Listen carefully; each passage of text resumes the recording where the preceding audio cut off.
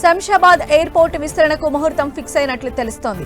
ప్రయాణికుల రద్దీ, విమాన రాకపోకలు గణనీయంగా పెరిగిన నేపథ్యంలో జీఎంఆర్ హైదరాబాద్ ఇంటర్నేషనల్ లిమిటెడ్ ఈ విమానాశ్రయాన్ని సుమారు 14,000 కోట్లతో విస్తరించాలని యోచిస్తోంది. రానున్న కాలంలో హైదరాబాద్ను అంతర్జాతీయ కనెక్టివిటీకి ఒక కీలక కేంద్రంగా తీర్చిదిద్దే లక్ష్యంతో ఈ బృహత్తర ప్రాజెక్టును చేపడుతున్నారు. ఈ విస్తరణ నగరం ఆర్థిక వృద్ధికి, ప్రపంచ వేదికపై దాని స్థానాన్ని మరింత బలోపేతం చేయడానికి గణనీయంగా దోహదపడనుంది. 2008లో ప్రారంభమైన శంషాబాద్ విమానాశ్రయం అతి తక్కువ కాలంలోనే భారతదేశంలో అత్యంత రద్దీగా ఉండే విమానాశ్రయాల్లో ఒకటిగా మారింది. దీని ప్రస్తుత సామర్థ్యం పెరుగుతున్న ప్రయాణికుల సంఖ్యకు సరిపోవడం లేదు.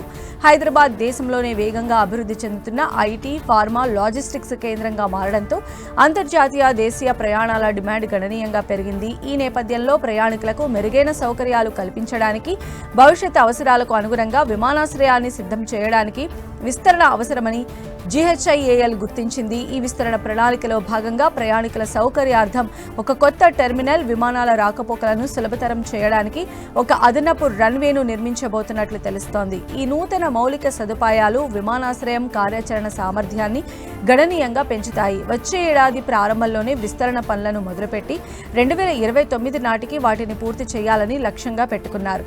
ఈ కాల పరిమితిలో పనులు వేగంగా, సమర్థవంతంగా పూర్తి చేయడానికి జీహెచ్ఐఏఎల్ కృషి చేయనుంది.